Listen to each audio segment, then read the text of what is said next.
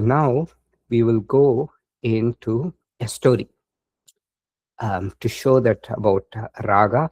We will go into a story of this is a story from the Bhagavata Puranam. So the story, it's actually um, one of it's a profound philosophical treatise on the insatiable nature of material desire and the importance of renunciation. We already saw the story of Rishi Shaubari, who sits in the water. Then, because of his imprints, he has this desire that comes up. And that's why renunciation is important. Renunciation doesn't mean suppressing, it means removing the samskaras. So, last time, I think Sumitra asked me this question. So, this other story that we saw, um, that is of Vishwamitra, the famous story of Vishwamitra, that is to show that these imprints, samskaras, are prasupta tanu vichinno dharanam. They can be dormant, feeble, intermittent, or generous. So you have to work on the samskara level, because it can be dormant and it can show up. So Patanjali says you have to work at that level. So the story of Yayati. Okay. Now, um, so this is to show the insatiable nature of material desire. And in this, Vyasa, he emphasizes that the mind is like a river flowing in two directions. Vyasa is the commentator, not the Veda Vyasa, who wrote the Bhagavata Puranam also. The story comes in the Bhagavata Puranam, chapters 18 and 19, Canto 9. Vyasa says, as long as one believes that happiness comes from external objects, this thirst will never be quenched. Engaging in pleasure to satisfy this lust is the belief that more fuel can put out a fire. So this is the example. Now, this story, as I said, occurs in Srimad Bhagavatam, and it's a description of the lunar dynasty, Chandra Vamsha.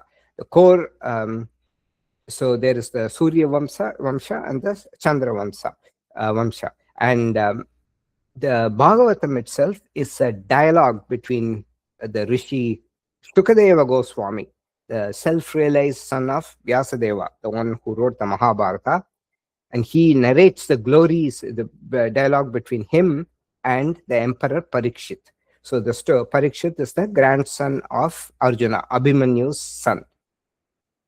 So this is the context. So Shukadeva Goswami narrates the stories to Parikshit. And why does he do that?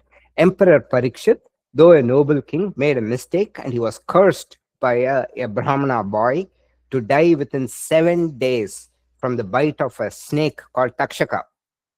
And Parikshit, accepting his fate, renounced his throne and sat on the banks of Ganga to fast until death. He was surrounded by great sages, and he asked the ultimate question: what is the duty of a person who is about to die?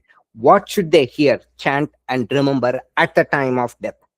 And at that time, Shukadeva, the 16-year-old fully liberated son of Vyasa, Shukadeva Goswami, comes, and in response to Parikshit's question, he spoke the entire Srimad Bhagavatam for the final 7 days, non-stop.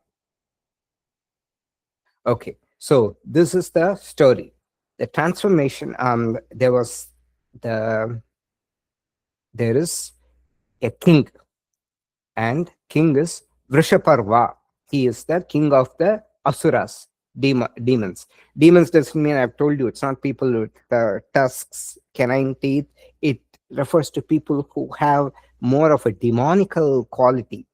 So, and sometimes they're portrayed with canine teeth and all that, but that is the idea. So there is Vrishaparva. Vrishaparva has a daughter called Sharmishta. And the preceptor, the teacher of all the demons, is Shukracharya, a Brahmin, and he has a daughter called Devayani. So these are companions. These two women, they are companions. And one day they went along with their friends. They went to a lake to bathe with many of their companions. When they were in the water, Shiva and Parvati, they passed on their bull Nandi. Out of modesty, the women rushed out of the water to dress quickly. In the haste, Sharmishta accidentally puts on Devayani's clothes. When Devayani noticed that, she was outraged. She Devayani is the one on the right, the lady who is the Brahmana's daughter. She rebuked Sharmishta with harsh words, comparing her to very harsh things. She asserted that as a daughter of a Brahmin, the spiritual teacher, her status was superior to that of a Kshatriya woman, the warrior class. Sharmishta, possessing the fiery pride of a princess, snapped back, saying she argued that Devayani's father, Shukracharya, was merely a hired bard who sang praises of her father, who is the king, King Vrishaparva, to earn a living. And then, in the heat of the argument, Sharmishta pushes Devayani into a dry well. And she was there trapped in the well. Sharmishta thought she would have died. And by chance, a king by the name Yayati arrived at the well while hunting.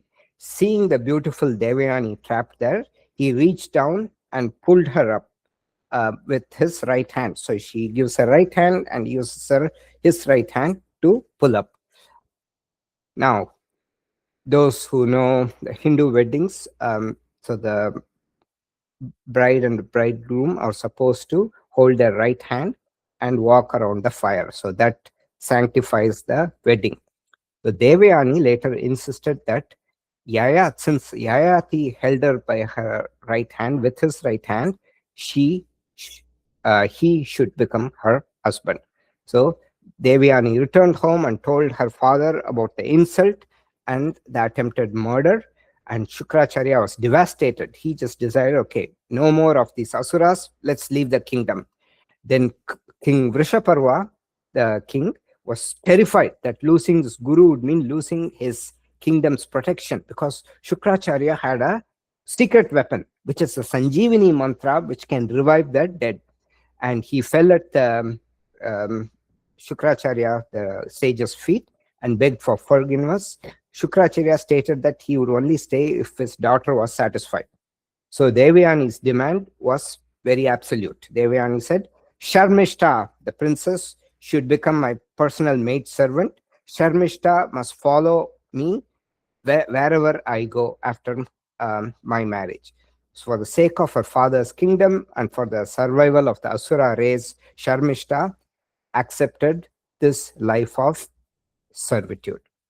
Now, King Yayati, having rescued, because he held his right hand and he pulled her up, Devayani insisted that he should marry her.